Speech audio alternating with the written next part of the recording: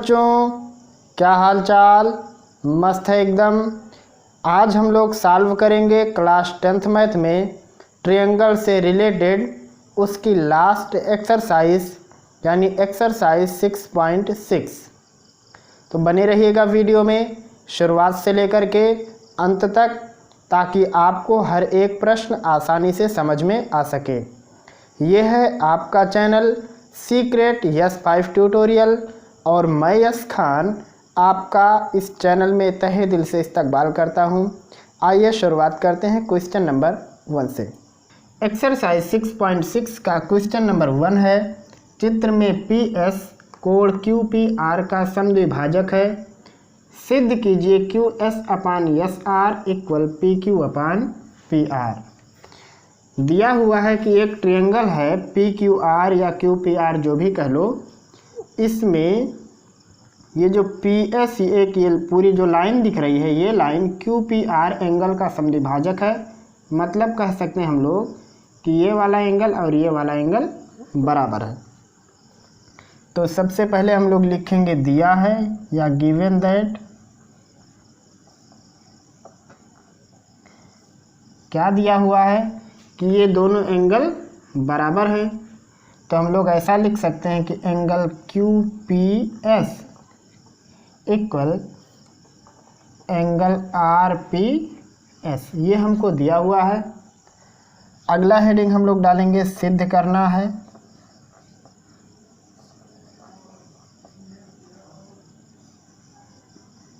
या to prove में रहेगा Q S upon S R equal P Q upon P R. अगला heading रहेगा उपपत्ति या प्रूफ। तो उपपत्ति शुरू करने से पहले हमको इसमें कुछ रचनाएं करनी है, यानी कुछ कंस्ट्रक्शन करना है। वो ये है कि हमको ये जो पी एस लाइन दिख रही है, इसके पैरेलल एक लाइन बनाना है और वो यहाँ से होते हुए जाना चाहिए। मतलब कुछ ऐसा होना चाहिए, इस प्रकार की लाइन हमको ड्रा करनी। मान लो पी क्यू आर एस और ये हो गया टी। यानी हम लोग कह सकते हैं कि पी क्यू को हम लोग इस प्रकार टी तक बढ़ाएंगे कि पी एस समांतर टी आर। ये हमको रचना करनी है। तो यहाँ हम लोग हेडिंग डालेंगे रचना, लिखेंगे क्यू पी को इस प्रकार टी तक बढ़ाया कि टी आर समांतर पी एस। ये हमने रचना की। अब सोचो, अगर हमने इस प्रकार से रचना की है कि टी आर समांतर पी एस है, तो ये एंगल और ये एंगल बराबर होंगे। तो हम लोग लिखेंगे इसलिए एंगल क्यू पी एस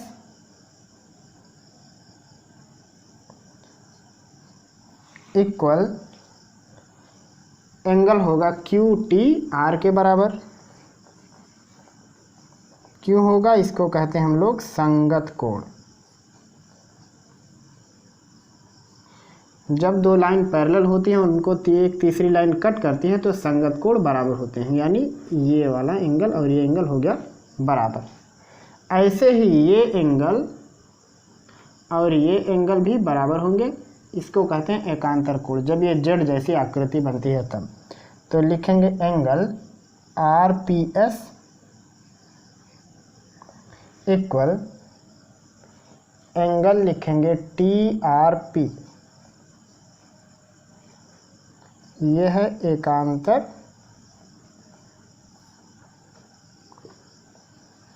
कोण। ये वाला एंगल इसके बराबर हो गया और ये एंगल इसके बराबर हो गया। देखो यहाँ ध्यान से देखना, क्यू पी एस और क्यू टी आर बराबर है और आर पी एस और टी आर पी बराबर है, और ये दोनों एंगल पहले से बराबर थे। इसका मतलब ये दोनों एंगल भी बराबर होंगे। तो लिखेंगे हम लोग इसलिए angle Q T R equal angle T R S, मतलब ये दोनों एंगल भी बराबर हो गए। तो लिखेंगे इसलिए, अब जब दोनों एंगल बराबर हैं तो ये दोनों साइड भी बराबर होंगे, तो लिखेंगे इसलिए P T equal P are. यहाँ लिखेंगे किसी त्रिभुज में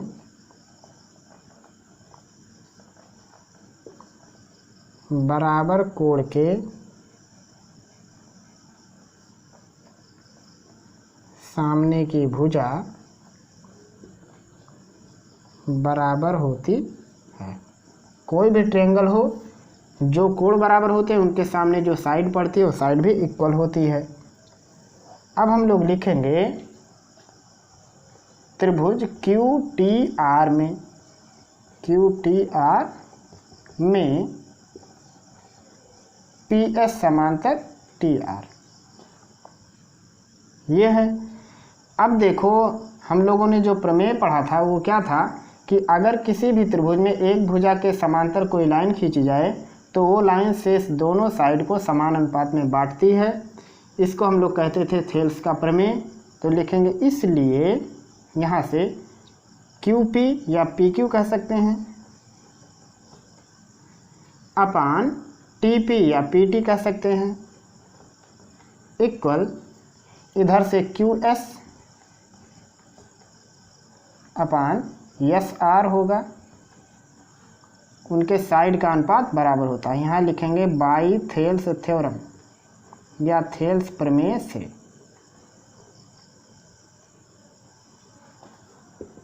अब ये जो पी टी है वो पी आर के बराबर है, तो लिखेंगे इसलिए P Q upon P R equal Q S upon S R. यहाँ लिखेंगे चूँकि P T equal P R, इसको अगर सही से लिख दिया जाए तो ये होगा Q S upon S R equal P Q upon P R. और यही चीज़ हमको प्रूफ करनी थी, तो यहाँ नीचे लिख सकते हैं हैंस प्रूव्ड या इट्स सिद्धम।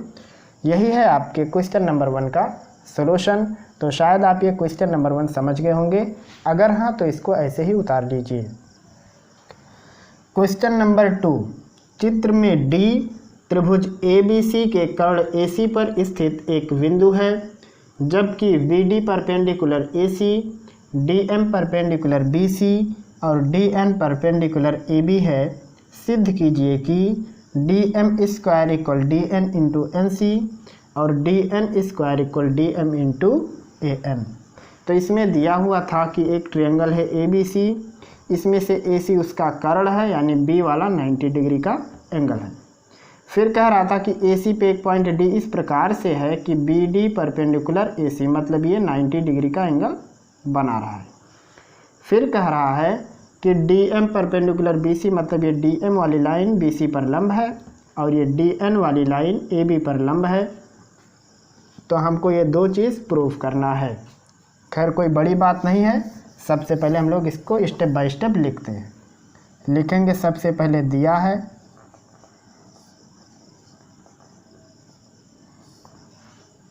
क्या क्या चीज़ दिया उसको लिख लो। वो है BD लंब AC, DM लंब BC, DN लंब AB और एंगल B इक्वल 90 डिग्री। ये सब हमको पता है। लिखेंगे आगे सिद्ध करना है।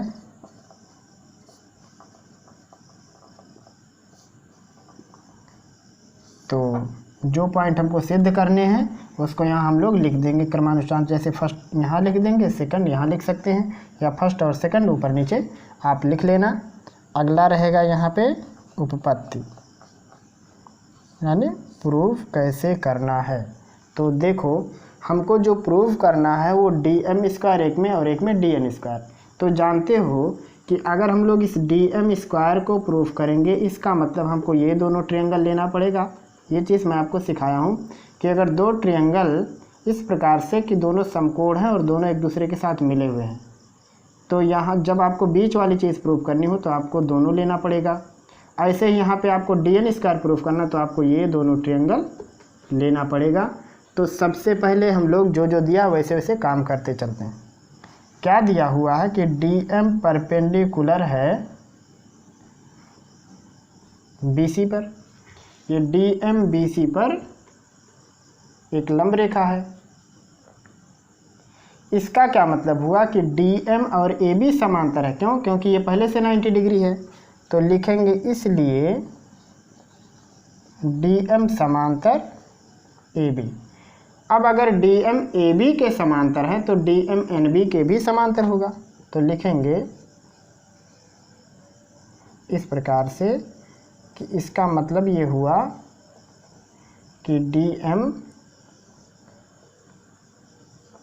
NB के भी हो गया पैरेलल। ऐसे ही DN परपेंडिकुलर है AB पर। लिखेंगे DN परपेंडिकुलर है किसके? AB के। तो यहाँ से निष्कर्ष निकलेगा ये वाला जब इस पे लंब है तो ये लाइन और ये लाइन पैरेलल होगा, यानी DN पैरेलल होगा MB के। MB नहीं पर हम लोग पहले लिखेंगे कि DN पैरेलल होगा CB के या BC के। और यहाँ से निष्कर्ष निकला कि DN पैरेलल है MB के। तो ये दोनों बात आपको समझ में आ गई होगी कि जब DM BC पर लंब है तो ये DM AB के समांतर होगा, यानी NB के समांतर होगा। DN जब AB पे लंब है तो ये DN BC के समांतर होगा या MB के समांतर होगा। तो अब यहाँ से देखो ये एंगल 90 डिग्री है, ये भी 90 डिग्री है, ये भी 90 डिग्री है और सब के सब एक दूसरे के पैरेलल हैं। तो लिखेंगे इसलिए चतुर्भुज, एक चतुर्भुज बना, देखो कोई भी नाम लिख दो जैसे DMBN। ये क्या होगा? ये या तो वर्ग होगा या फिर आयत होगा, क्योंकि वर्ग की भी आमने सामने की भुजाएं बराबर लंबाई की समांतर होती हैं और सभी कोण 90 डिग्री का होता है। सेम आयत में भी हमको एग्जैक्ट नहीं पता है कि मतलब कोई लंबाई बड़ी छोटी है या सब बराबर है, इसलिए ये है या तो वर्ग होगा या फिर आयत होगा। क्योंकि वर्ग की खासियत देखो, इसमें भी सभी एंगल 90 होते हैं, यहाँ भी सभी एंगल 90 है। इसमें भी आमने सामने की भुजाएं बराबर और समांतर होती हैं, सेम काम यहाँ भी है। अगर यही आयत होता तो आयत में भी यही कंडीशन लागू होता है कि उसमें आमने सामने की भुजाएं बराबर समांतर होती हैं और सभी कोण 90 होता है। लेकिन आयत और वर्ग में थोड़ा सा डिफरेंस क्या है कि वर्ग की सभी भुजाएं बराबर होती हैं और आयत की जो संगत भुजाएं होती हैं इनकी लंबाइयां डिफरेंस होती है, यानी इसमें लंबाई और चौड़ाई होती है। तो इसमें ये बात कहना मुश्किल होगा कि ये आयत है या फिर वर्ग है। तो इसलिए यहाँ पे हम लोग ऐसा लिखेंगे कि चतुर्भुज DMBN आयत या वर्ग है, ऐसा हम लोग लिखेंगे। क्योंकि यह बात कंफर्म नहीं है कि ये आयत है या वर्ग है, एकदम एग्जैक्ट नहीं पता, इसलिए हम लोग यहाँ ऐसा लिखते हैं। तो अब अगर ये आयत या वर्ग है तो पता है इसकी लंबाइयाँ क्या होती हैं, आमने सामने बराबर होती हैं। तो हम लोग ऐसा लिख सकते हैं कि जो DN लेंथ है, ये DN लेंथ ये MB के बराबर होगा।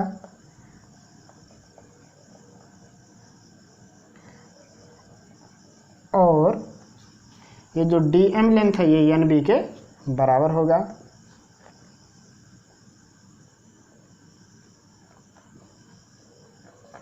इस प्रकार से अब हम लोग बात करेंगे इन दोनों समकोण त्रिभुजों की, क्योंकि हमको पहले DM स्क्वायर प्रूफ करना है। तो लिखेंगे समकोण त्रिभुज, नाम लिख दो इसका, जैसे DMC लिख दो, तथा समकोण त्रिभुज। दूसरा कौन सा लें? तो उसके लिए एंगल को हमको क्लियर करना पड़ेगा। मान लो ये एंगल x है तो ये 90, तो ये क्या होगा 90 माइनस x होगा। अब ये 90 माइनस एक्स है, ये लंब है इस पर, तो ये क्या होगा x होगा। ये x है तो ये 90 माइनस एक्स होगा। हम लोगों ने नाम कहाँ से लिखना चालू किया? 90 माइनस एक्स से, तो इसका भी नाम यहीं से स्टार्ट करेंगे, BMD। तो लिखेंगे त्रिभुज BMD में। अब क्या होगा, देखो इसकी तीनों एंगल बराबर हैं, तो एक बार लिख के ज़रा इनको समरूप लिख दो। लिखेंगे ऐसे, angle DMC equal angle BMD equal 90 degree, ये हो गया। ऐसे लिख सकते हैं DCM इक्वल एंगल लिख सकते हैं BDM इक्वल x लिख सकते हैं। तो यहाँ लिखेंगे हम लोग आगे इसके, इसलिए ट्रायंगल DMC सिमिलर ट्रायंगल है BMD के। अब अगर ये दोनों ट्रायंगल सिमिलर हैं तो इनके साइड का अनुपात समान होगा। तो अब देखो कैसे लिखते हैं, D के सामने की साइड कौन सी है, CM, दूसरे वाले में B के सामने की साइड कौन सी है, DM, और उसके बाद फिर M के सामने की साइड कौन सी है, CD, और इसमें M के सामने की साइड कौन सी है, BD इक्वल, फिर उसके बाद इसमें बात करेंगे हम लोग C की, तो C के सामने की साइड कौन सी है, DM, और इसमें बचा D, तो इसमें D के सामने की साइड कौन सी है, वो है MB। आई बात समझ में। तो अब ये क्या होगा, देखो अब ये यहाँ से हो जाएगा। देखो हमको जो प्रूव करना है उसमें हमको चाहिए DM स्क्वायर, तो हम लोग ये बीच वाला पार्ट छोड़ देंगे। तो ये होगा CM अपान DM इक्वल DM अपान MB। यहाँ से ये हो जाएगा DM स्क्वायर इक्वल, गुणा करेंगे तो ये होगा MB इंटू CM को MC लिख देते हैं, क्योंकि हमको यहाँ क्या लिखना था, MC। तो यहाँ ये होगा DM स्क्वायर इक्वल, MB की वैल्यू किसके बराबर है, DN के, तो लिखेंगे ये DN इंटू MC, और यही चीज़ हमको प्रूफ करना था, यहाँ लिख देंगे क्योंकि MB बराबर DN। तो आपको शायद ये वाला पार्ट कैसे प्रूफ हुआ समझ में आ गया होगा। अब चलो हमको DN स्क्वायर प्रूफ करना है, तो अब हम लोग इन दोनों ट्रायंगल में आते हैं। तो लिखेंगे हम लोग समकोण त्रिभुज, नाम क्या लिख दें, जैसे DNB लिख देते हैं, तथा समकोण त्रिभुज। अब एंगल का नाम कैसे लिखेंगे, देखो ये 90 माइनस x है, तो ये x होगा, तो ये हो जाएगा 90 माइनस x, तो ये इधर वाला x बचेगा और ये बचेगा 90 माइनस x, क्योंकि टोटल 90 है तो उसमें ये पार्ट घटा के x, फिर ये 90x, तो 90 माइनस x। इस प्रकार से आप एंगल का नाम लिख सकते हो। तो हम लोगों ने शुरुआत किया 90 माइनस x से, तो इसमें भी वही शुरुआत होगा, यानी AND लिखेंगे, AND में जो जो एंगल बराबर उसको लिख दो। जैसे एंगल बराबर है DNB इक्वल एंगल है AND इक्वल 90 डिग्री। और भी कोई एक एंगल उठा सकते हैं, जैसे हम लोग लिख देते हैं BDN जो कि 90 माइनस x है, तो DAN भी लिख सकते हैं, वो भी 90 माइनस x है। तो अगर किसी भी ट्रायंगल के दो एंगल बराबर हो जाएं तो समरूप होते हैं, क्योंकि अगर दो बराबर तो तीसरा खुद ब खुद बराबर हो जाएगा। तो लिखेंगे इसलिए triangle DNB similar triangle AND। यहाँ लिख सकते हैं कि एंगल एंगल एंगल क्राइटेरिया समरूपता कुछ भी। अब देखो, अब अगर ये समरूप हैं तो इनके साइड का अनुपात बराबर होगा, तो यहाँ आगे लगा देते हैं इसको। अब देखो DNB में D के सामने की साइड, DNB में D के सामने की साइड क्या है, NB है, अपान AND में A के सामने की साइड कौन सी है, वो है DN इक्वल DNB में N के सामने की साइड कौन सी है, BD, और AND में N के सामने की साइड है AD इक्वल DNB में B के सामने की साइड कौन सी है, DN है,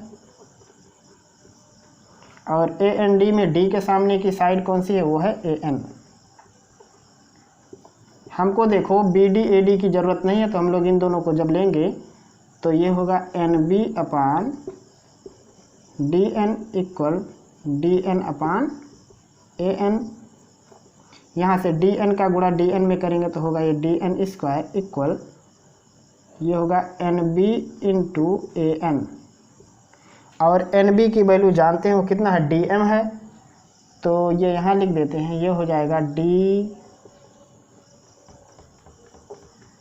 D N square equal N B की जगह पे जब हम लोग लिखेंगे डी एम तो यहाँ होगा ये डी एम और इंटू बगल में ए एन पहले से है, और यही आपको प्रूफ करना था। आप यहाँ आगे लिख दोगे चूँकि एन बी बराबर डी एम।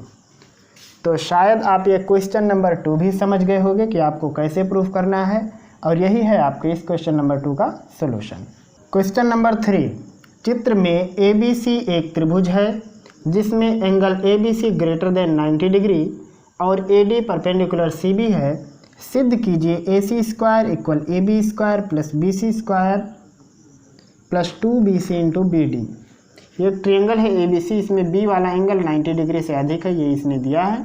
फिर कहा कि ए डी सी बी वाली साइड पे एक लंब रेखा है, तो आपको ये चीज़ प्रूफ करनी है। तो सबसे पहले लिखेंगे दिया है,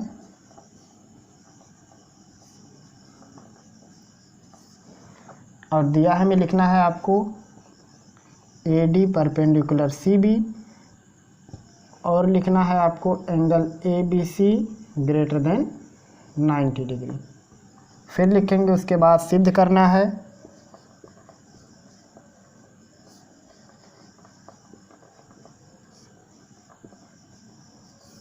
सिद्ध करना है हमको A C square equal A B square plus B C square plus 2bc into B D. अगला रहेगा उपपत्ति।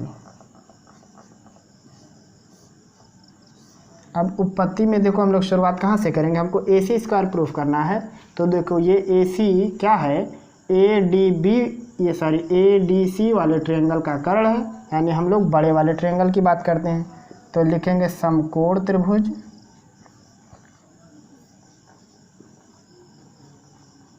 ए डी सी में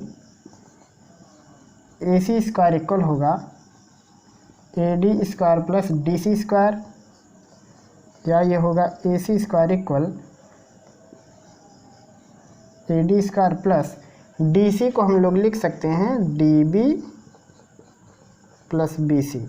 तो ये हो जाएगा इसका होल स्क्वायर, ये होगा A C square equal A D square plus यहाँ पे ए प्लस बी का होल स्क्वायर लगेगा, यानी A square plus B square plus 2 B C B D है, तो इसको भी बी सी बी डी ही लिखते हैं, B C into B D. पहले बी सी डी बी को बी डी भी लिखा जा सकता है। यहाँ से इसको हम लोग लिख सकते हैं ए सी स्क्वायर इक्वल, इन दोनों को एक कोष्ठक में लिख लो, A D square plus D B square plus B C square plus 2bc into B D. अब देखो अगर हम लोग इस समकोण त्रिभुज की बात करें ए डी बी में, तो ए बी स्क्वायर इक्वल होगा A D square plus D B square. तो यहाँ हम लोग लिखेंगे ए सी स्क्वायर की ये इक्वल होगा A B square plus B C square plus 2bc B D. Reason देंगे चूँकि समकोण त्रिभुज ए डी बी में ए बी स्क्वायर इक्वल होगा A D square plus D B square, मतलब A D square plus D B square की value है A B square, तो वो चीज़ रिप्लेस हो गया ए बी स्क्वायर से, और यही चीज़ आपको प्रूफ करनी थी। तो शायद आप ये क्वेश्चन नंबर 3 भी समझ गए होंगे कि कैसे सॉल्व किया गया है। खैर इसको उतार लीजिए। क्वेश्चन नंबर 4, चित्र में ए बी सी एक त्रिभुज है जिसमें angle A B C less than 90 degree है तथा A D perpendicular B C है। सिद्ध कीजिए A C square equal A B square plus B C square minus 2bc B D. कह रहा है कि एक त्रिभुज है ए बी सी जिसमें बी वाला एंगल 90 से छोटा है और ए डी बी सी के ऊपर लंब है। तो आपको ये चीज़ प्रूव करनी है। तो चलो स्टेप बाय स्टेप इसको भी सॉल्व करते हैं। तो सबसे पहले लिखेंगे दिया है या गिवन दैट लिख सकते हो। वो क्या है, वो ये है कि ए डी बी सी पर लंब है और है angle A B C less than 90 degree. फिर उसके बाद लिखना है आपको सिद्ध करना है या प्रूफ।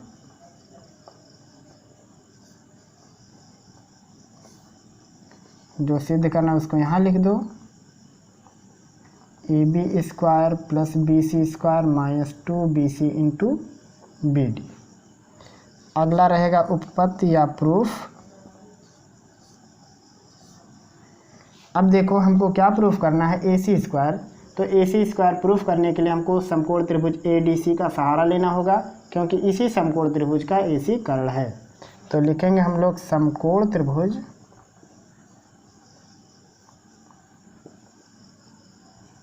ए डी सी में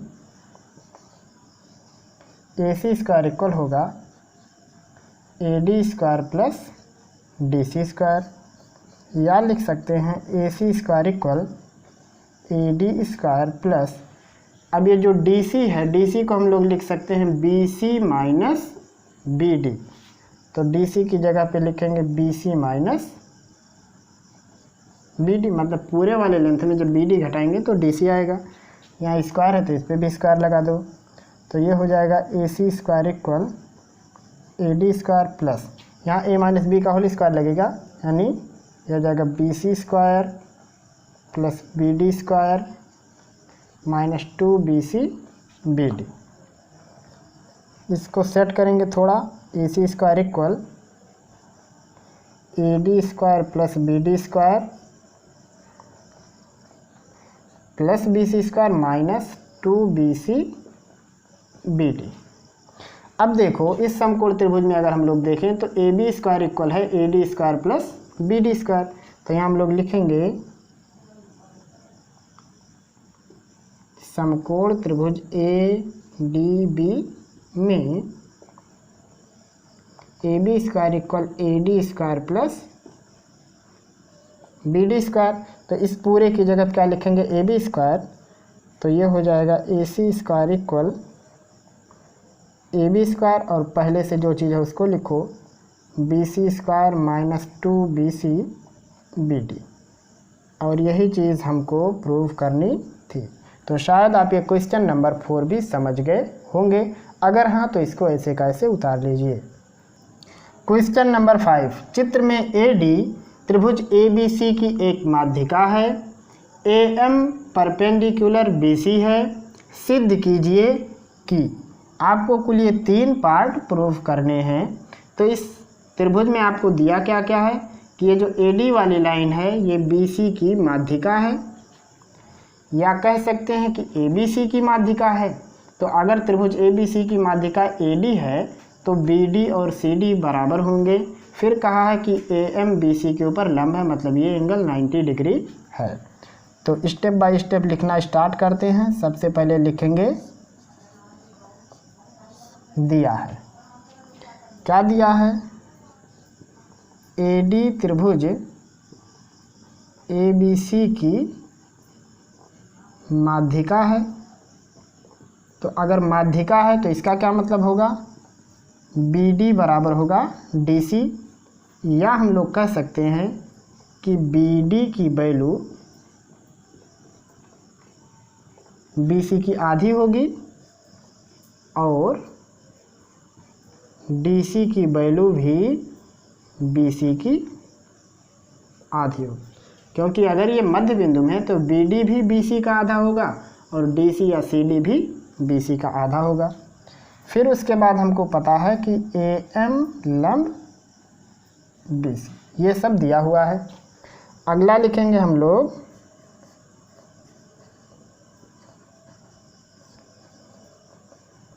सिद्ध करना है। तो अब जो चीज़ हमको प्रूफ करना है वो चीज़ आप यहाँ पे लिखोगे 1 2 3, मतलब तीनों को क्रम से।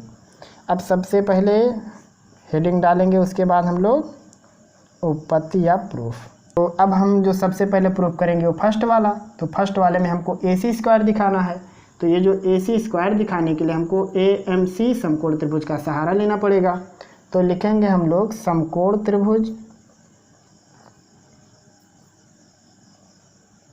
AMC में इसका कर्ण है AC, तो ये होगा AC स्क्वायर इक्वल होगा ये AM square plus MC square, ऐसे हो जाएगा AM square plus MC square, क्योंकि कर्ण का स्क्वायर दोनों साइड के स्क्वायर का योग होता है। अब यहाँ से इसको लिखेंगे AC square equal AM square plus MC को दो पार्ट में लिखेंगे MD प्लस DC, तो ये होगा MD प्लस DC इसका स्क्वायर। आगे ये हो जाएगा AC square equal AM square plus यहाँ A प्लस B का होल स्क्वायर लगेगा, यानी MD square plus DC square plus 2MD into DC।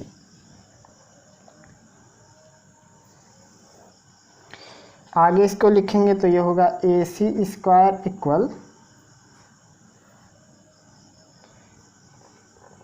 AM square plus MD square, इसको एक कोष्ठक में लिख लेते हैं।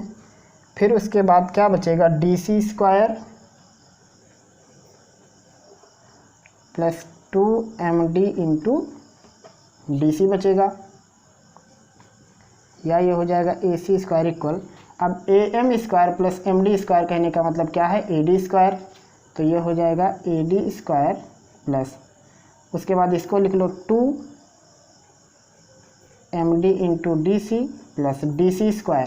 तो DC की जगह पर हम लोग क्या लिख सकते हैं हाफ BC, तो ये हो जाएगा इसका स्क्वायर। अब यहाँ लिखेंगे चूँकि DC इक्वल हाफ BC, और लिखेंगे AD square equal AM square plus MD square. इसको लिखेंगे तो ये होगा AC square equal AD square plus 2MD को हम लोग लिखेंगे DM, जो कि हमको प्रूफ करना है ऐसे। और ये जो DC है DC को हम लोग क्या लिख सकते हैं हाफ BC, जैसे कि यहाँ हम लोग लिखे हैं, तो ये होगा हाफ BC। 2 से 2 कट जाएगा तो यहाँ क्या बचेगा BC इंटू DM, और ये हो जाएगा प्लस BC/2 का होल स्क्वायर। और यही चीज़ हमको प्रूफ करनी थी। तो शायद आप ये बात समझ गए, यहाँ तक आप समझ गए होंगे। फिर ये जो पूरा है ये इस समकोण त्रिभुज के लिए कर्ण है, तो इस पूरे की जगह पर उसका कर्ण लिखा है AD स्क्वायर। फिर बचा MD, तो MD को हम लोगों ने क्या लिख दिया DM। यहाँ क्या था DC था ना, तो DC को हम लोग लिख दिए हाफ BC, वो यहाँ लिखा हुआ 2 से 2 कट जाएगा तो आएगा यहाँ पे BC इंटू MD, और ये BC/2 का होल स्क्वायर। एक हो गया प्रूफ। उसके बाद दूसरे में हमको AB स्क्वायर चाहिए, तो AB स्क्वायर के लिए हमको ये समकोण त्रिभुज चाहिए, तो लिखेंगे हम लोग समकोण त्रिभुज AMB में क्या होगा AB स्क्वायर इक्वल होगा AM square plus MB square MB। यहाँ से इसको लिख सकते हैं AB square equal AM square plus MB को क्या लिख सकते हैं BD माइनस MD, तो ये होगा BD माइनस MD इसका स्क्वायर। ये हो जाएगा AB square equal AM square plus यहाँ A माइनस B का होल स्क्वायर चलेगा, यानी BD square plus MD square minus 2BD into MD, A square plus B square minus 2AB। ये हो गया इतना। अब उसके बाद ये होगा AB स्क्वायर इक्वल, अब देखो AM square plus MD square, तो ये दोनों को पहले एक कोष्ठक में लिख लो, AM square plus MD square plus बचेगा BD square minus 2BD into MD। आगे इसको लिखेंगे तो ये होगा AB स्क्वायर इक्वल, अब देखो A M square plus M D square, A M square plus M D square वो क्या है, ए डी स्क्वायर। यहाँ लिखेंगे ए डी स्क्वायर इस पूरे की जगह पे। ऐसा भी लिख सकते हैं कि समकोण त्रिभुज ए एम डी में A D square equal A M square plus M D square. आप चाहो तो इसके आगे लिख लेना। फिर ये बचेगा B D square minus 2BD into M D. आगे ये होगा A B square equal A D square minus, इसको बीच में लिखो, ये होगा 2।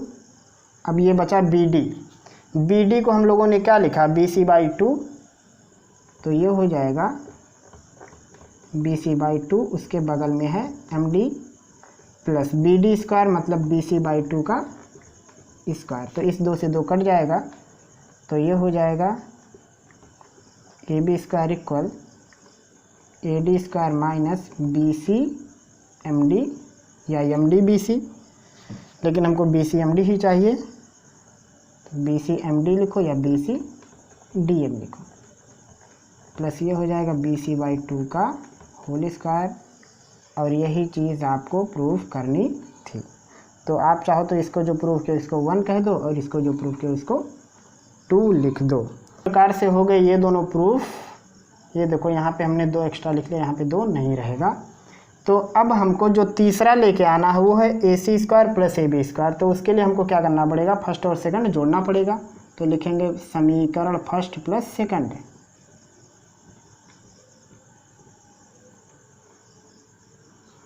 तो ये हो जाएगा A C square plus A B square equal,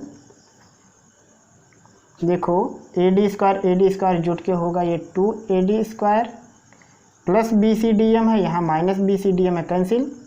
उसके बाद बचेगा B C square plus B C square, इसका मतलब ये हो जाएगा 2BC बाई 2 का स्क्वायर ये होगा। तो यहाँ से ये हो जाएगा 2AD स्क्वायर प्लस 2, इसको ओपन करेंगे तो होगा बी सी स्क्वायर अपान 4, तो 2 से 4 कट जाएगा, तो आएगा ये 2AD स्क्वायर प्लस 1 अपान 2BC स्क्वायर, और ये आया AC square plus AB square. ये चीज़ हमको प्रूफ करनी थी। तो शायद आप ये क्वेश्चन नंबर 5 समझ गए होंगे कि इसे कैसे प्रूफ करना है। यहाँ थोड़ा सा मिस्टेक हो गया था, हम यहाँ पे 2 लिख के छोड़ दिए थे, मतलब कैंसिल तो कर दिए थे लेकिन 2 को लिख दिए थे गलती से, तो इसके लिए क्षमा कीजिएगा। खैर यही है आपके लिए आपके क्वेश्चन नंबर 5 का सलूशन। क्वेश्चन नंबर 6, सिद्ध कीजिए समांतर चतुर्भुज के विकर्णों के वर्गों का योग उसकी भुजाओं के वर्गों के योग के बराबर होता है। तो सबसे पहले बनाएंगे हम लोग एक समांतर चतुर्भुज।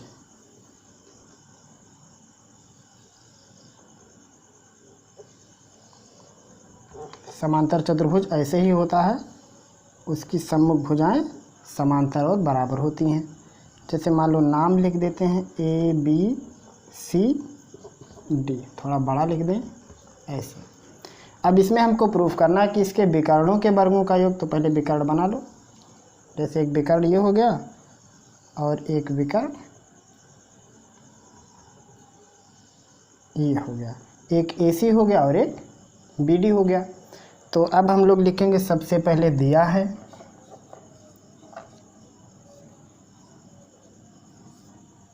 दिया है में क्या लिखेंगे, ABCD एक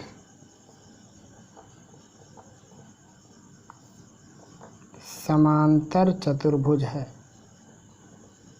इसका मतलब क्या होगा, इसका मतलब ये होगा कि AB और CD बराबर है और AD और BC बराबर है, साथ में पैरेलल भी है। अगला रहेगा सिद्ध करना है।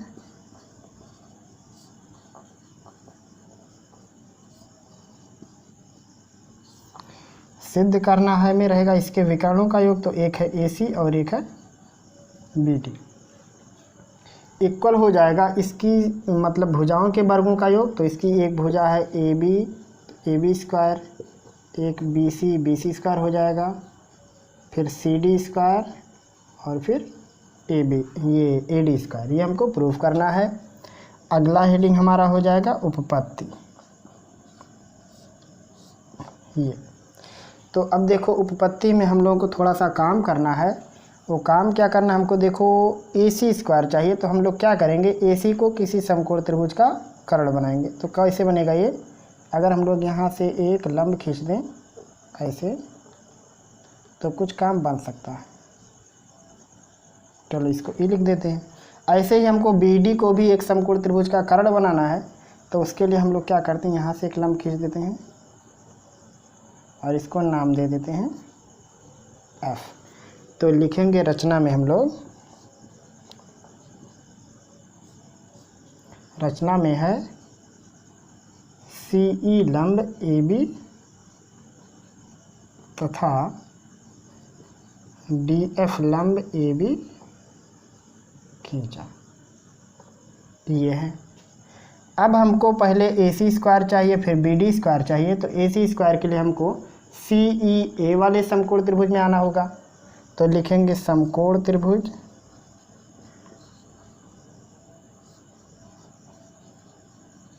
CEA में, CA या AC उसका कर्ण है, तो ये होगा AC स्क्वायर इक्वल, बाकी दोनों साइड का स्क्वायर लेना है उसका योग, यानी CE square plus AE square होगा। ये होगा AC square equal CE square plus AE को लिख सकते हैं AB प्लस BE, तो ये होगा AB प्लस BE इसका स्क्वायर। आगे ये हो जाएगा AC square equal CE square plus, यहाँ A प्लस B का होल स्क्वायर चलेगा, यानी AB square plus BE square plus 2AB into BE, ये हो गया। अब इसको ऐसा लिख सकते हैं AC स्क्वायर इक्वल, देखो CE स्क्वायर और BE स्क्वायर को पहले एक कोष्ठक में लिखो, तो ये होगा CE square plus BE square plus AB square plus 2AB BE। अब देखो CE स्क्वायर और BE स्क्वायर का मतलब क्या है, PC स्क्वायर। तो यहाँ हम लोग लिखेंगे AC square equal BC square plus AB square plus 2AB BE। इसको ऐसा भी लिख सकते हो AC square equal AB square को पहले लिख लो और BC स्क्वायर को बाद में, तो ये होगा AB square plus BC square plus 2AB into BE। इसको बना दो इक्वेशन फर्स्ट। अब हमको जो दूसरा वैल्यू चाहिए वो है BD, यानी हमको BD स्क्वायर निकालना है। अब ये जो BD स्क्वायर है, ये अगर देखा जाए तो ये DFB का है विकर्ण। तो लिखेंगे हम लोग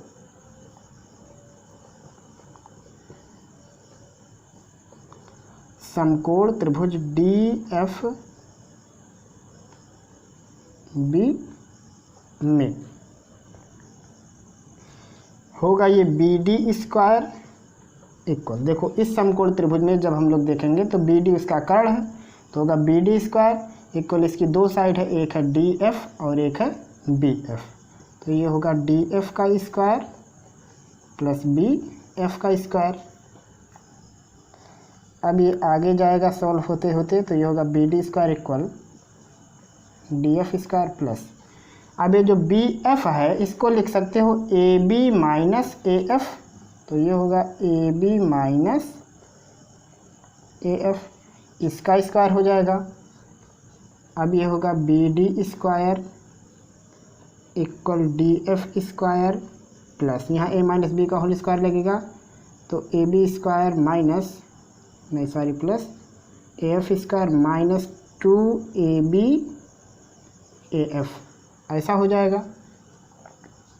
अब ये होगा BD स्क्वायर इक्वल, देखो DF और AF इन दोनों को एक में लिखो, तो ये होगा AB square plus DF square plus AF square minus 2AB AF। ये इक्वल हो जाएगा B D square equal A B square plus, देखो डी एफ स्क्वायर और ए एफ स्क्वायर ये मिला के क्या है ए डी स्क्वायर, तो ये हो जाएगा ए D square minus 2ab into A F. यहाँ लिख भी सकते हो ऐसा कि समकोण त्रिभुज डी एफ ए या ए एफ डी में A D square equal A F square plus D F square. आप इसको चाहो तो यहाँ आगे लिख भी लेना। अब इसको हम लोग बना देते हैं इक्वेशन नंबर 2। अब हमको जो लेके आना है वो लाना है A C square plus B D square. इसका मतलब हमको फर्स्ट और सेकंड जोड़ना पड़ेगा, तो लिखेंगे समीकरण 1 तथा 2 जोड़ने पर। तो जब जोड़ेंगे तो हो जाएगा ये A C square plus B D square equal, ये वाला पूरा एक कोष्ठक में वो दूसरा एक कोष्ठक में लिख लेते हैं पहले। तो होगा ये A B square plus B C square minus 2ab B E plus दूसरा वाला यहाँ है पूरा A B square plus A D square, ये पहला वाला यहाँ पे प्लस है, सॉरी ये प्लस, और ये है minus 2ab B A B है, उसके बाद क्या है यहाँ पे ए एफ है। देखो ए सी स्क्वायर ये बाएं तरफ है और बी डी स्क्वायर ये भी बाएं तरफ, दोनों जुट गया। अब दाएं तरफ का पार्ट है A B square plus B C square plus 2ab B E, यहाँ कोष्ठक में पड़ा है। फिर है A B square plus A D square minus 2ab F, वो यहाँ है। तो अब यहाँ पे देखो हम लोगों ने क्या लिखा है, हम लोगों ने लिखा है कि ए बी सी डी के बराबर है, ए डी बी सी के बराबर है।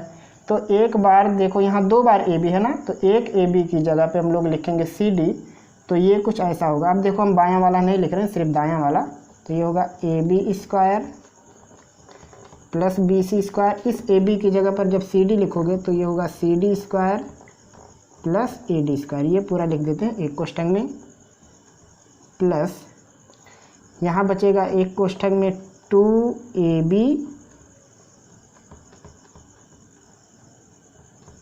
इंटू बी ई माइनस बचेगा 2ab इंटू ए एफ। यहाँ लिखेंगे चूँकि ए बी बराबर सी डी।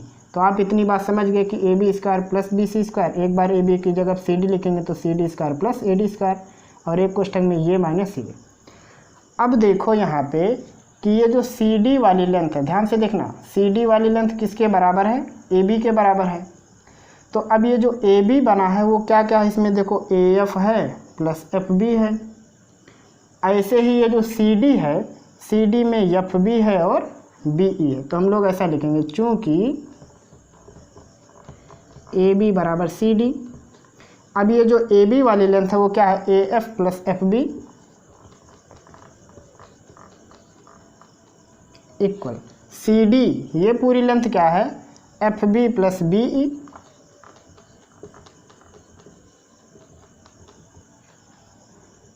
आई बात समझ में, क्योंकि ए बी वाली लेंथ सी डी के बराबर है। ए बी को हम लोग लिख सकते हैं A F plus F B, और सी डी को लिख सकते हैं F B plus B E. तो एफ बी से बी ई, ये एफ बी कैंसिल हो गया, तो यहाँ क्या बचा, A F equal B E, मतलब ए एफ बी ई के बराबर है। तो यहाँ ए एफ की जगह पर जब बी ई लिखेंगे, मान लो ये है हमारे पास इक्वेशन नंबर 3, तो यहाँ लिख देता हूँ, लिखेंगे समीकरण 3 में A F equal B E रखने पर, तो जब ऐसा करेंगे तो ये होगा A C square plus B D square equal A B square plus B C square plus C D square plus A D square plus 2ab B E minus 2ab, और ए एफ की जगह पर भी लिखेंगे B E, तो ये पूरा part cut जाएगा। तो अब यही बच जाएगा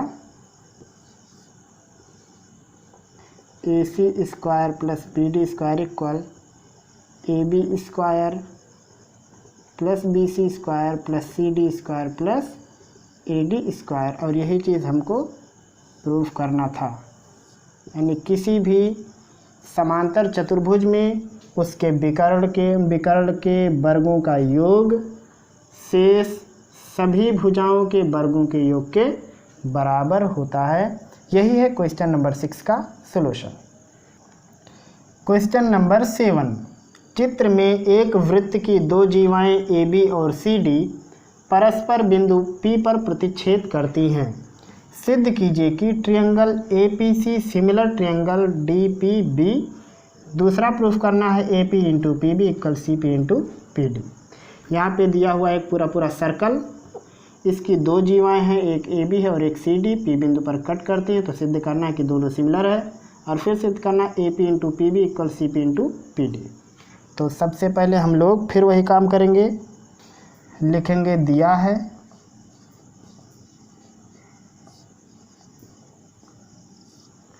क्या दिया हुआ है, AB और CD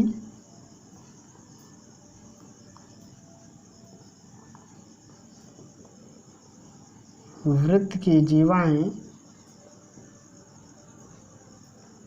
परस्पर P बिंदु पर प्रतिच्छेद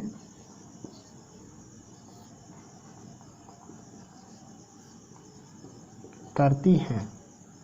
उसके बाद लिखेंगे सिद्ध करना है।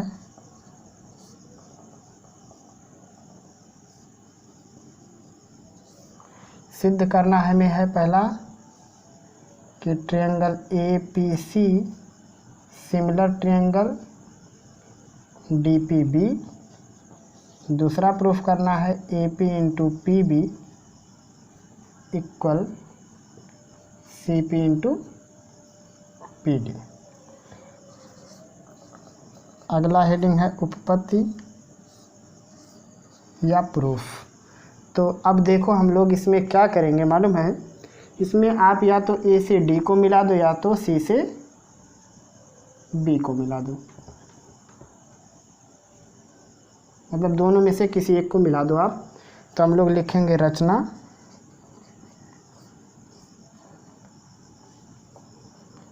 C से B को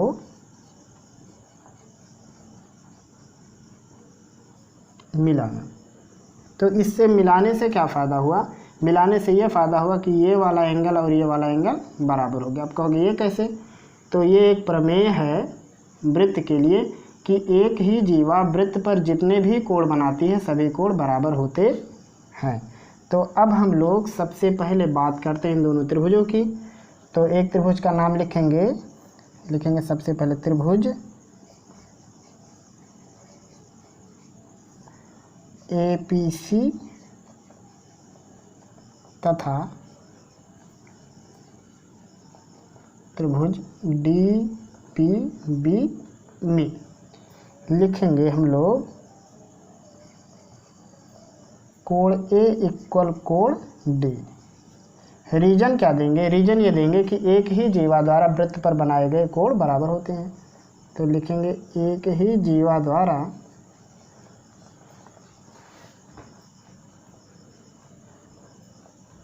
वृत्त पर बनाए गए कोण बराबर होते हैं। दूसरा एक एंगल है APC और DPC, ये भी बराबर है क्योंकि शीर्षाभिमुख कोण है। तो लिखेंगे angle APC equal angle DPB। लिखेंगे शीर्षाभिमुख कोण।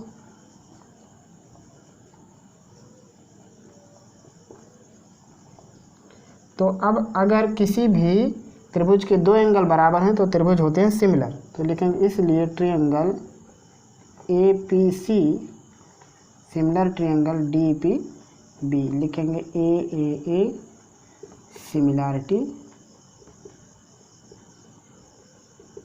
या AAA समरूपता। तो एक तो हो गया प्रूफ, दूसरा हमको जो प्रूफ करना उसके लिए हमको क्या लेना होगा, इसकी संगत भुजाओं का अनुपात, क्योंकि हम लोग जानते हैं अगर दो त्रिभुज समरूप हो तो उनकी संगत भुजाएं समान अनुपात में होती हैं। तो आओ देखो कैसे लिखेंगे। ए के सामने की साइड, देखो ए पहले है तो ए के सामने की साइड कौन सी है, सी पी। इसमें डी पहले है तो डी के सामने की साइड कौन सी है, पी बी। फिर इसमें पी है, पी के सामने की साइड है ए सी। इसमें भी पी है, इसमें पी के सामने की साइड है डी बी इक्वल, फिर ए पी, सी बचा, सी के सामने साइड है ए पी, और इसमें बचा बी, बी के सामने की साइड है पी डी। हमको ये बीच वाले की ज़रूरत नहीं है तो ये होगा C P upon P B equal A P upon P D. गुणा करेंगे तो होगा A P P B equal C P P D, और यही चीज़ हमको प्रूफ करनी थी। तो शायद आप ये क्वेश्चन नंबर 7 भी समझ गए होंगे, अगर हाँ तो इसको ऐसे ही उतार लीजिए। क्वेश्चन नंबर 8, चित्र में एक वृत्त की दो जीवाएँ ए बी और सी डी को बढ़ाने पर परस्पर बिंदु P पर प्रतिच्छेद करते हैं। सिद्ध कीजिए कि पहला है triangle P A C similar triangle P D B, दूसरा है P A into P B equal P C into P D. एक सर्कल है, सर्कल में दो जीवाएँ हैं ए बी और सी डी, इनको बढ़ाया गया तो बिंदु P पर इंटरसेक्ट करते हैं। तो कह रहा प्रूफ करो कि पी ए सी सिमिलर है ट्रायंगल पी डी बी के, P A into P B equal P C into P D proof करना है। तो सबसे पहले हम लोग लिखेंगे दिया है, क्या दिया हुआ है कि ए बी बी सी को ए बी और सी डी को बढ़ाने पे बिंदु P पर प्रतिच्छेद करते हैं। तो ऐसा लिखेंगे हम लोग कि ए बी तथा सी डी वृत्त की जीवाएं हैं जो बिंदु P पर प्रतिच्छेद करती हैं। ये हो गया। उसके बाद हम लोग लिखेंगे सिद्ध करना है, सिद्ध करना है। तो जो सिद्ध करना उसको यहाँ लिख लेंगे पॉइंट वाइज। अगला रहेगा उपपत्ति यानी प्रूफ। तो अब यहाँ देखो हम लोग प्रूफ कैसे करेंगे, देखो मैं आपको समझाता हूँ। ये जो एंगल है ये पी ए सी और पी डी बी दोनों में है, लेकिन रही बात इनकी और इनकी, ये ऐसे इस प्रकार का साइन बना देता हूँ ताकि आपको समझ में आए। तो हम लोग लिखेंगे त्रिभुज पी ए सी तथा त्रिभुज पी डी बी में लिखेंगे कोण P इक्वल कोण P उभयनिष्ठ है।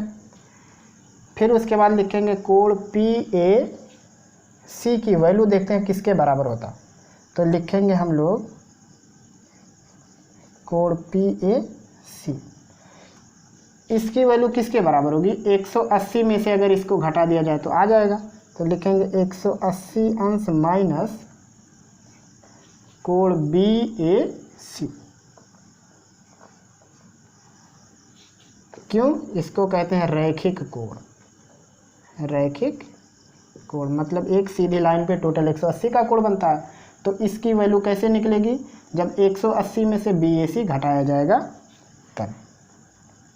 अब उसके बाद हम लोग जानते हैं कि बी ए सी और बी डी सी इसका योगफल कितना होता है, 180। तो यहाँ हम लोग लिखेंगे चूँकि angle B A C plus angle B D C equal 180 degree, यहाँ से लिखेंगे angle B A C equal 180 degree minus angle B D C. यहाँ लिखेंगे चक्रीय चतुर्भुज या साइक्लिक क्वाड्रिलेटरल। तो होगा चक्रीय चतुर्भुज के सम्मुख कोणों का योग 180 डिग्री होता ये साइक्लिक क्वाड्रिलेटरल की खासियत होती है कि इसके आमने सामने के कोणों का योगफल 180 होता है। तो देखो हम लोगों ने क्या किया, सबसे पहले लिखे PAC, इसको लिखे हम लोग 180 माइनस BAC। फिर हम लोगों ने लिखा कि BAC और BDC की वैल्यू 180 होती है, तो यहाँ से हम लोग BAC की वैल्यू निकाल लिए, वो आया 180 माइनस BDC।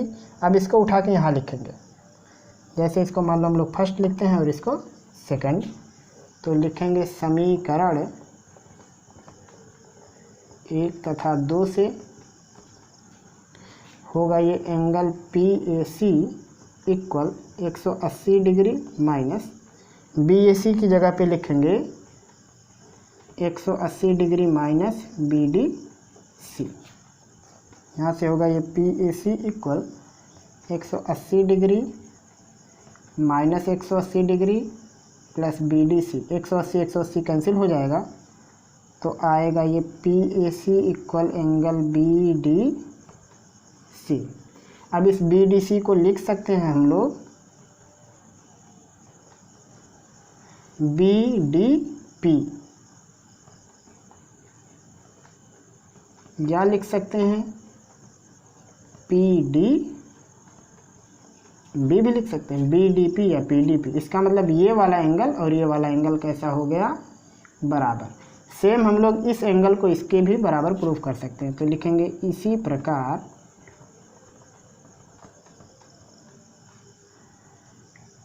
एंगल PCA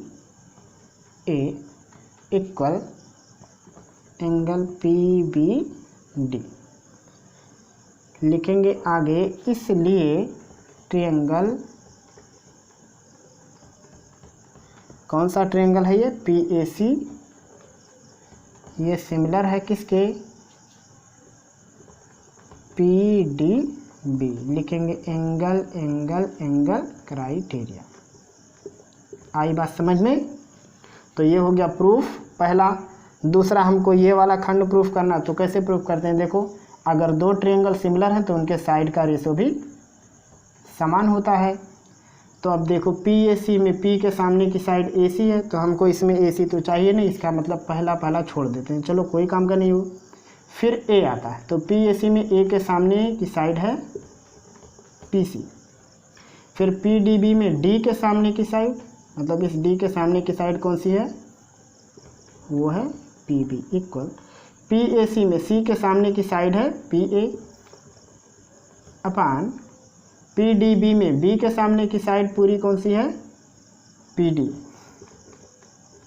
यहाँ से ये हो गया PA इंटू PB इक्वल हो गया PC इंटू PD, और यही चीज़ हमको प्रूफ करनी थी। तो ये हो गया आपके क्वेश्चन नंबर 8 का सॉल्यूशन, जो कि शायद आप समझ गए होंगे। अगर हाँ तो इसको ऐसे का ऐसे उतार लीजिए।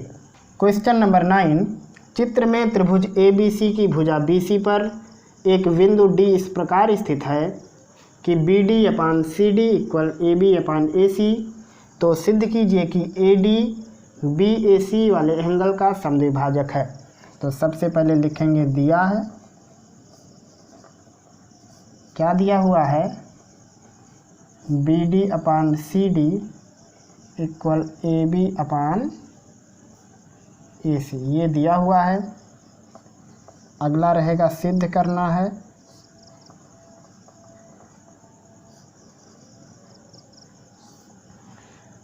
क्या सिद्ध करना है कि AD BAC का समद्विभाजक है, यानी हमको प्रूफ करना है कि angle BAD equal angle CAD, ये प्रूफ करना है।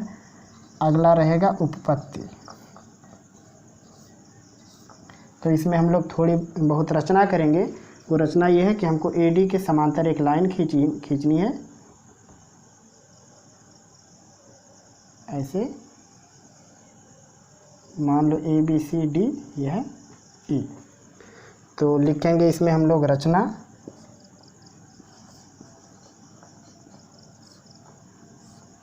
में लिखेंगे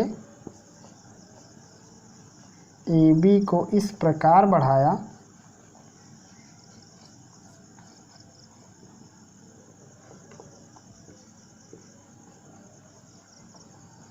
कि AD समांतर CE, मतलब ये वाला साइड और ये वाला साइड समांतर है। अब अगर देखो कि AD और CE समांतर है तो इसका क्या मतलब हुआ कि ये एंगल और ये एंगल कैसा है, बराबर है। तो लिखेंगे हम लोग कि कोण BAD इक्वल कोण BEC। और बताओ ये वाला कोण और ये वाला कोण बराबर होगा कि नहीं, तो कहोगे कि बराबर होगा, क्योंकि ये दोनों कैसे हैं, एकांत। ये संगत है तो यहाँ लिख दो पहले संगत कोण, लिखेंगे एंगल CAD इक्वल एंगल होगा ECA, ये है एकांतर कोण। जब भी दो लाइन समांतर उनको तीसरी लाइन कट करे तो एकांतर कोण बराबर होते हैं। अच्छा, अगर ये दोनों समांतर हैं तो ये दोनों त्रिभुज कैसे होंगे, समरूप भी होंगे। तो लिखेंगे त्रिभुज, बड़े वाले त्रिभुज का नाम क्या है, BCE, लिखेंगे BCE। थेल्स का थ्योरम क्या कहता है कि किसी भी त्रिभुज में एक भुजा के समांतर खींची गई रेखा शेष दोनों भुजाओं को समान अनुपात में बांटती है। तो यहाँ लिखेंगे कि AD समांतर है किसके, CE होगा ये AB अपान AE इक्वल BD अपान CD।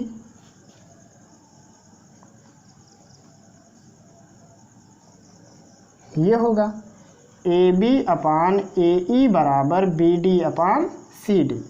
लेकिन हम लोग क्या जानते हैं कि BD अपान CD वो किसके बराबर है, AB अपान AC के। तो BD अपान CD की जगह पे हम लोग लिखेंगे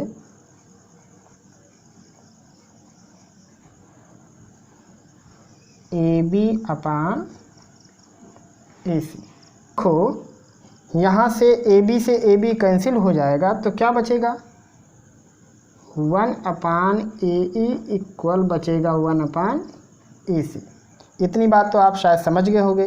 तो यहाँ से AC इक्वल हो गया AE, AC इक्वल AE, यानी त्रिभुज ACE में ये वाली साइड और ये वाली साइड बराबर है। तो लिखेंगे इसलिए त्रिभुज ACE में कोण AEC बराबर कोण ECA। ऐसा क्यों लिखेंगे, लिखेंगे त्रिभुज की बराबर भुजाओं के सामने के कोण बराबर होते हैं। तो अब देखो यहाँ से ये प्रूफ हो गया कि ये दोनों एंगल बराबर हैं और पहले से ये एंगल इसके बराबर था और ये इसके बराबर था।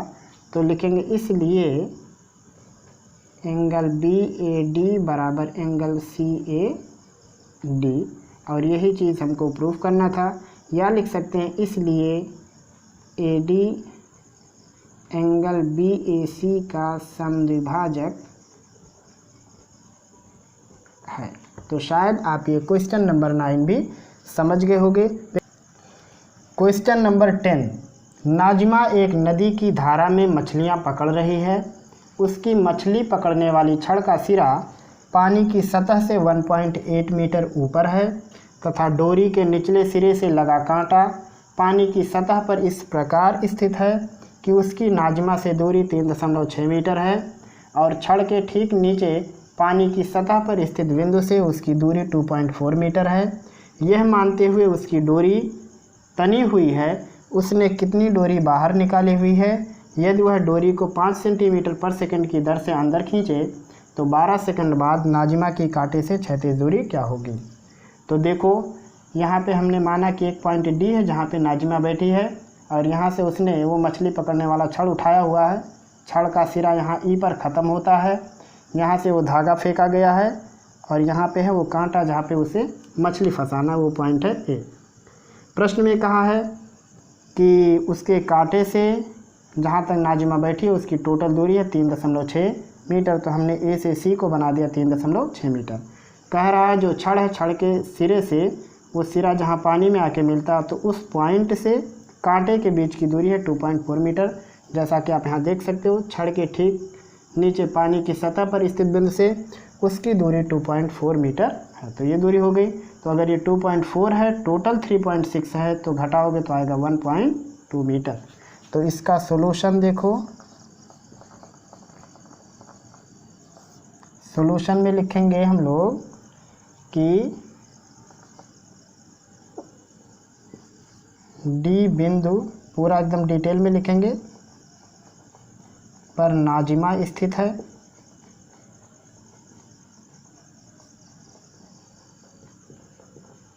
ये हो गया। अगला ई छड़ का अंतिम सिरा है, ये हो गया। ए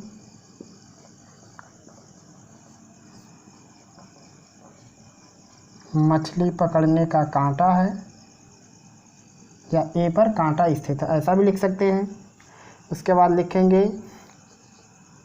ए से सी की दूरी बराबर 3.6 मीटर, ए से बी की दूरी बराबर 2.4 मीटर, इसलिए बी से सी की दूरी बराबर 1.2 मीटर। अब हमसे पहला प्रश्न क्या पूछा है कि उसने कितना दूरी बाहर निकाला हुआ, मतलब उसने ये कर्ण पूछा है। तो लिखेंगे हम लोग समकोण त्रिभुज ए बी ई में कर्ण का स्क्वायर है, इसका मतलब ये ए स्क्वायर बाकी शेष दोनों साइड के स्क्वायर का योग, यानी हम लोग लिखेंगे A B square plus B E square. यहाँ से ये हो जाएगा A E square equal A B की वैल्यू 2.4, तो ये होगा 2.4 का स्क्वायर प्लस बी ई की वैल्यू 1.8 इसका स्क्वायर। यहाँ से होगा ए ई स्क्वायर इक्वल 2.4 का स्क्वायर होता है 5.76, 1.8 का 3.24, जोड़ेंगे तो आएगा 9.00, यानी ए ई स्क्वायर इक्वल इतना हो गया। तो यहाँ से ए ई इक्वल होगा 3 मीटर, यानी 9 का जब वर्गमूल निकालेंगे तो 3 आएगा। तो लिखेंगे इसलिए उसने कितनी दूरी बाहर निकाली, तो उसका जवाब आ गया। लिखेंगे इसलिए उसने 3 मीटर दूरी बाहर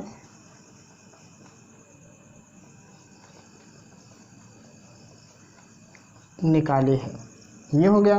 फिर प्रश्न में कह रहा कि अगर वह दूरी 5 सेंटीमीटर पर सेकंड के दर से खींचे और 12 सेकंड तक, तो लिखेंगे 12 सेकंड में खींची गई डोरी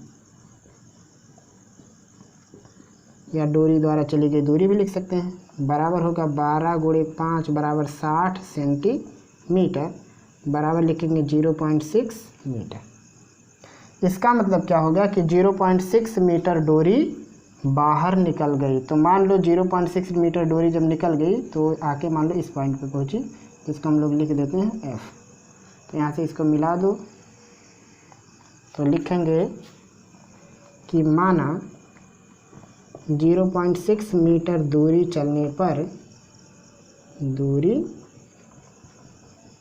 चलने पर कांटा बिंदु F पर स्थित है, मतलब जो कांटा है वो F पे पहुंच गया। अब यहाँ से हम लोग लिखेंगे ये EF की वैल्यू कितनी है। तो EF की वैल्यू कैसे निकलेगी, देखो पहले ये जो AE था उसकी टोटल लंबाई हम लोगों ने निकाला वो कितना था 3 मीटर। तो ये पूरा 3 मीटर था, जिसमें से 0.6 मीटर बाहर निकल गया, तो लिखेंगे 3 ऋण 0.6 बराबर 2.4 मीटर। पहले 3 मीटर का था, 0.6 खींच लिए तो 2.4 अभी भी बचा हुआ है। तो अब लिखेंगे समकोण त्रिभुज EBF में, चाहे EBF की बात करो या FBE की बात करो, तो इसमें इसका कर्ण है EF, तो लिखेंगे EF का स्क्वायर इक्वल EB का स्क्वायर प्लस FB का स्क्वायर। EF की वैल्यू है 2.4, तो होगा ये 2.4 का स्क्वायर इक्वल EB वो है 1.8, तो इसका स्क्वायर हो जाएगा प्लस FB स्क्वायर। यहाँ से FB स्क्वायर इक्वल हो जाएगा 2.4 का स्क्वायर मतलब 5.76 माइनस ये साइड हो जाएगा 1.8 का स्क्वायर 3.24, घटाएंगे तो आएगा ये इस प्रकार होगा। 6 में से 4 जाएगा 2, 7 में से 2 जाएगा 5 और 5 में से 3 जाएगा 2, यानी 2.52, यानी लिख सकते हैं 252/100। तो यहाँ से FB इक्वल होगा, जब वर्गमूल निकालेंगे तो ये हो जाएगा 252/100। इसको लिख सकते हैं 252 को 36 × 7/100। 36 का वर्गमूल 6, 100 का वर्गमूल 10 और यहाँ बचा करड़ी में 7। ये हो जाएगा 6 में 10 से भाग करेंगे 0.6, इसको यहाँ लिख देते हैं। और करड़ी में 7 का मान होता है 2.64 लगभग, तो गुणा करेंगे तो कितना आएगा, 6 का गुणा 4 में 24, 6 का गुणा 6 में 36, 2 38, 6 का गुणा 2 में 12, 3 15, यानी 1.584 मीटर, यानी FB की वैल्यू मिल गई। तो यहाँ लिखेंगे इसलिए 12 सेकंड बाद कांटे की नाजिमा से क्षैतिज दूरी बराबर होगा ये FB प्लस BC। FB की वैल्यू मिल गई 1.584 प्लस ये है 1.2, तो ये होगा 1.784।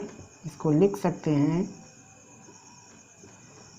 बराबर 2.78, ईसाई 1 1 2 जुट के होगा ये 2.784 और इसको लिखेंगे लगभग 2.8।